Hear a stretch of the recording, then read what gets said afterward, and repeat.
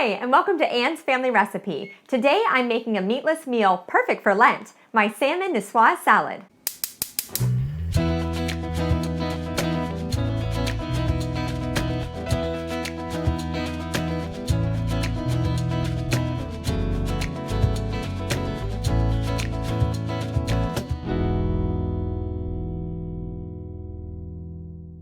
This salad is inspired by a Barefoot Contessa recipe that I have been making for years, and it starts with a super flavorful dressing that's going to double as our marinade for our salmon that we're going to roast in the oven. I have this really handy salad dressing container here. You just put all your ingredients inside. It has the little measurements written up the side, and then when you screw on the lid, you can shake the dressing up and then just pour it out onto your salad, all in one container. So I'm going to start with some olive oil. And usually when you're making a vinaigrette, you want to do like a 2-to-1 ratio of oil to vinegar. So today, since we're using this as a marinade and a dressing, I'm going to use about half a cup of oil. And then I'm using white wine vinegar. So I'll do about a 1/4 cup of that, maybe a little bit more, because I like my vinaigrettes to have a little bit more acidity to them. Maybe a little more splash. And then for a little extra acidity and just fresh flavor, I'm going to add the juice of 1 lemon. Now, this is one of the biggest lemons I've ever seen. So I'm just using 1. Normally I would probably use 2, like normal size lemons. So I'll just squeeze that juice in. It doesn't fit into my lemon juicer. I already tried, didn't work. And you know, I didn't even see any seeds inside this one. So that's a bonus. Although if you want, you can just put your hand underneath and catch any seeds that come out. It smells amazing. And this recipe is perfect year-round. You know, when you look at all the ingredients and the flavors, it might seem a little bit summery to you, and that's great. It's perfect for summer. You could grill your salmon. That would be so good. But it's really kind of like a refreshing break in the wintertime too, when you're eating a lot of like warm comfort foods, soups and stews, things like that, just to have a nice fresh salad.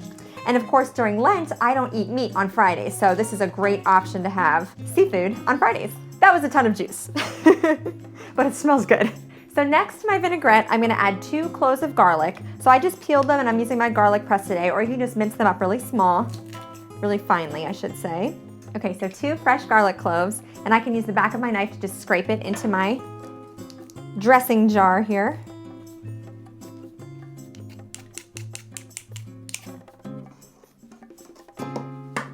Okay, yum. And now we're just gonna season this up with about a teaspoon of Dijon mustard. And then a little bit of kosher salt and black pepper. And this is all kind of to taste.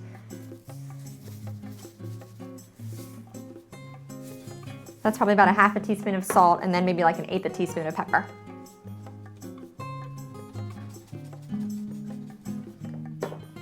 And then I can just screw on the lid, close it up well, and then just shake it.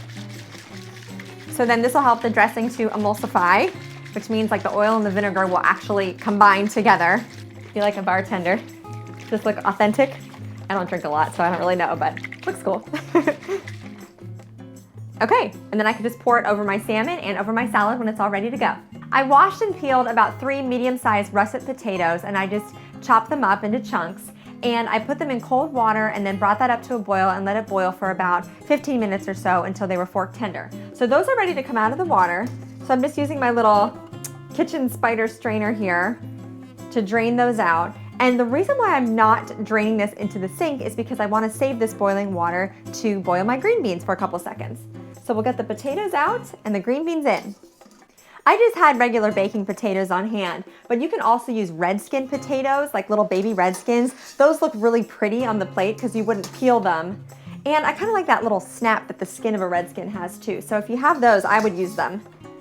But whatever kind of potato you use, they'll taste the same. So next, I have about 1 pound of green beans here that I just washed and trimmed up. I just cut off the ends, and I'm gonna add them into my boiling water and just cook them for about 2 to 3 minutes, not very long at all. I'm just gonna drain them and run them under cold water once they're finished cooking to kind of stop the cooking process, but you can also like truly blanch these by plunging them into an ice bath. So just a bowl filled with lots of ice and a little bit of water. That will help maintain the vibrant green color, and it'll also completely stop the cooking process. Whatever you wanna do. So in go our green beans. I have 1 pound of boneless salmon here with the skin on, and I just put it skin side down onto a baking tray that I lined with foil and then sprayed a little bit with baking spray. Or you can just put a little olive oil on. We just don't want it to stick. So next I'm going to take my dressing here and just liberally pour it over the top. This is going to bake at 425 degrees for about 12 to 15 minutes, and basically you're just looking for the meat to flake when you pull it apart with a fork. My salmon only took about 12 minutes to roast in the oven, which makes this meal so easy to put together on a weeknight. You can bake the salmon while the potatoes and green beans are boiling, and everything kind of finishes up all at the same time.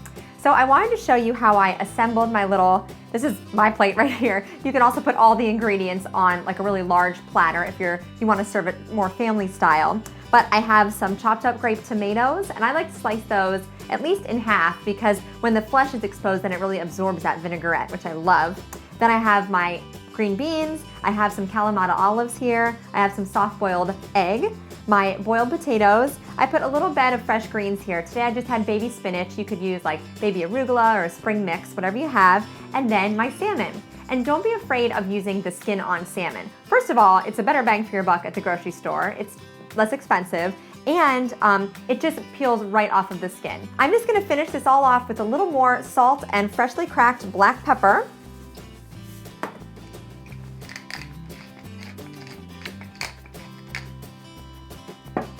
And now I get to give it a taste.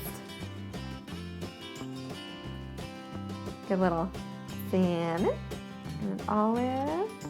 This almost has kind of a Spanish flair to it too. I love tomatoes, olives, and potatoes together. That's such a good combination, and that's very commonly found in Spain. I should have cut this beforehand. Let's see. There's a little potato and a tomato. We'll go with this bite.